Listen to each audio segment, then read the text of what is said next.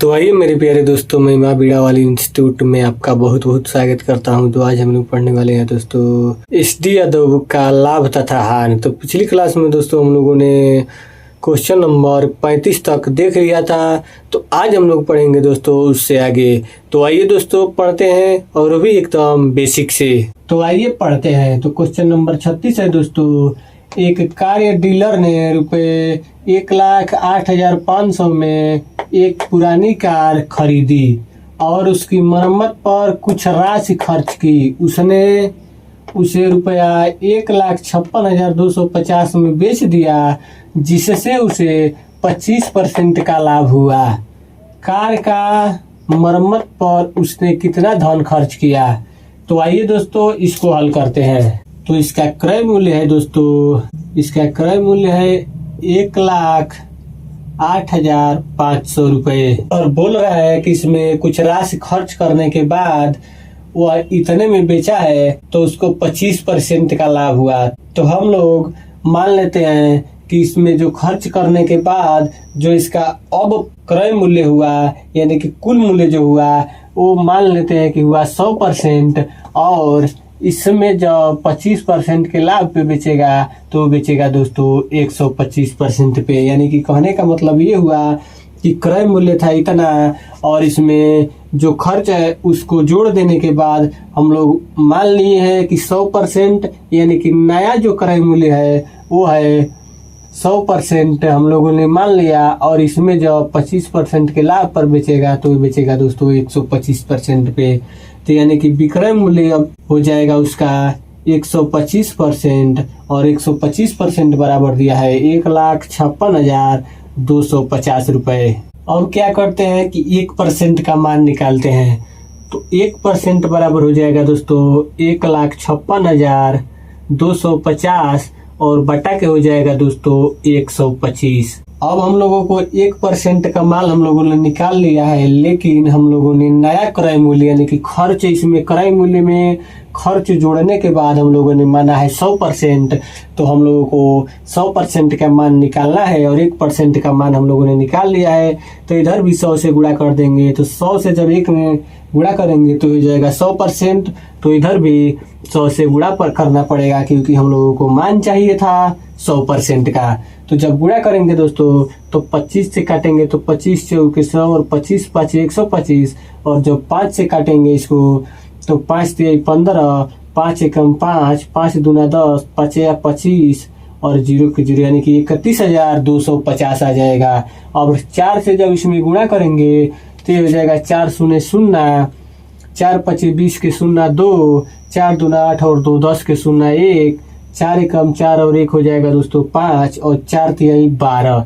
यानी कि कहने का मतलब ये हुआ कि अब हम लोगों ने निकाला है 100% का मान, और 100% हम लोगों ने मान रखा है क्रय मूल्य और प्लस खर्च जोड़ने के बाद। तो इसमें से जब क्रय मूल्य को घटा देंगे तो हम लोगों को खर्च प्राप्त हो जाएगा।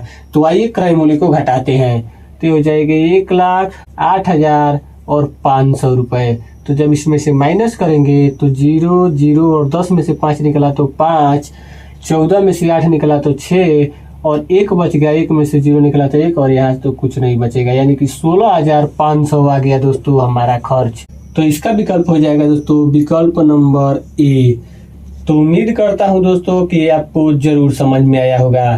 तो आइए दोस्तों अब अगला हल करते हैं। तो अगला है दोस्तों, अमित ने एक वस्तु रुपए 7,000 में बेची और इस सौदे में उसे हानि हुई। यदि उसने इसे 8,750 में बेचा होता तो उसे हानि की राशि के 3/4 के बराबर लाभ हुआ होता। 10% लाभ प्राप्त करने के लिए उसे इस वस्तु को किस मूल्य पर बेचना होगा?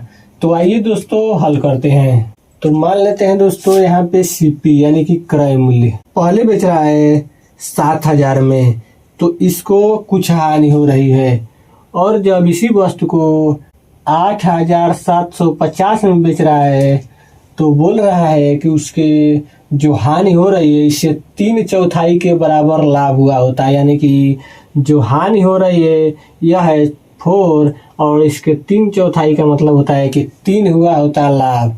और इसके साथ हम लोग एक कंसोनेंट मान लेते हैं, तो मान लेते हैं कि 4K का हानि हुआ है और जो लाभ हुआ है वो हुआ है 3K का। तो अब क्या करते हैं दोस्तों कि यहाँ से यहाँ तक कितने का अंतर है, तो ये है दोस्तों 7,000 में से 8,750, यानी कि 8,750 में से 7,000 को जब निकालेंगे तो ये बचेगा दोस्तों 1,750। और यहाँ से यहाँ तक जो दूरी है ये कितने की है, तो 4K ये और 3K ये, यानी कि हो जाएगा दोस्तों 7K, यानी कि 7K के बराबर हो जाएगा 1,750। तो जब इसको काटेंगे तो K बराबर हो जाएगा दोस्तों 7 दूना 14 और 7 पचे 35, यानी कि K का मान हो जाएगा 250 रुपए। तो दोस्तों इधर हो रही थी हम लोगों को लॉस और इधर हो रहा था दोस्तों प्रॉफिट। तो जब इधर से क्रय मूल्य हम लोगों को निकालना होगा तो इधर प्रॉफिट हो रहा था, तो इसमें से 3K के मान को घटाना पड़ेगा। अगर जो इधर से निकालना होगा तो इधर लॉस हो रहा था, यानी कि हानि हो रही थी, तो इसमें 4K के मान को जोड़ना पड़ेगा। तो आइए इसमें 4K के मान को जोड़ते हैं। तो इधर है दोस्तों 7,000 और 7,000 में प्लस कर देंगे 4K के मान को, तो K का मान आया 250। तो जब 4 से गुणा कर देंगे तो 4K बराबर हो जाएगा 1,000, यानी कि कहने का मतलब है ये है कि ये हो जाएगा दोस्तों 8,000 रुपए, यानी कि हम लोगों का क्रय मूल्य आ गया। ये हो गया दोस्तों क्रय मूल्य। अब बोल रहा है दोस्तों 10% लाभ प्राप्त करने के लिए उसे इस वस्तु को किस मूल्य पर बेचना होगा। तो कोई भी मान अपने आप में होता है 100%, और जब इसमें 10% के लाभ पर बेचना होगा तो इसको बेचना पड़ेगा 110% पे, यानी कि क्रय मूल्य है 8,000 और जब इसमें 110% पे बेचा जाएगा तो आइए देखते हैं कितना होगा।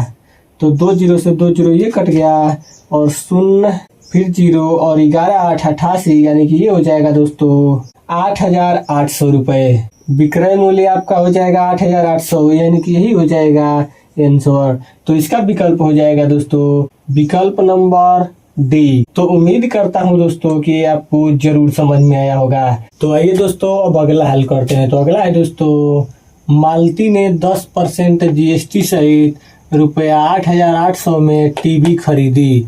टीवी की मूल लागत ज्ञात करें। तो आइए दोस्तों इसको हल करते हैं। तो कोई भी मान अपने आप में होता है 100% और जब इसमें 10% GST के साथ खरीदी होगी तो खरीदी होगी दोस्तों 110% पे, यानी कि कहने का मतलब ये है कि 110% का मान दिया है 8,800 रुपए। तो जब हम लोग 1% का मान निकालेंगे तो 110 जो है इसके बटे में चला जाएगा, यानी कि कट जाएगा। तो काटेंगे तो 1 जीरो से 1 जीरो ये कटेगा और 11 8 88, यानी कि तो इधर बचेगा केवल 8 और 0, यानी कि 80 रुपए। कहने का मतलब ये है कि 1% बराबर होता है 80 रुपए और हम लोगों को मूल लागत ज्ञात करना है और मूल लागत हम लोगों ने मान रखा है 100%, यानी कि 100% का मान निकालना है और 1% का हम लोगों ने निकाल रखा है। तो इधर भी 100 से गुणा करना पड़ेगा और इधर भी 100 से गुणा करना पड़ेगा। तो जब करेंगे तो इधर हो जाएगा 100%, यानी कि 100% का मान हो जाएगा दोस्तों 8,000 रुपए। यही हो जाएगा आपका आंसर और इसका विकल्प हो जाएगा दोस्तों विकल्प नंबर ए। तो उम्मीद करता हूं दोस्तों कि आपको जरूर समझ में आया होगा। तो आइए दोस्तों अब अगला देखते हैं। तो अगला है दोस्तों किसी बैग को ₹230 में बेचने पर 15% का लाभ होता है। यदि बैग को 20% लाभ पर बेचा जाए तो उसकी बिक्री कीमत बताइए। तो आइए दोस्तों इसको हल करते हैं। तो सबसे पहले मान लेते हैं दोस्तों कि कोई भी वस्तु का मान या कोई भी वस्तु अपने आप में होती है 100% और बोल रहा है दोस्तों कि उसको जब 15% के लाभ पर बेचेगा तो एक बार बेचेगा 115% पे और फिर से दोबारा 20% के जब लाभ पर बेचेगा तो उसको बेचेगा दोस्तों 120% के, यानी कि 100% होता है और 15% के लाभ पर बेचेगा तो वो बेचेगा 115% पे और जब 100% में 20% के लाभ पर बेचेगा तो उसको बेचेगा दोस्तों 120% पे।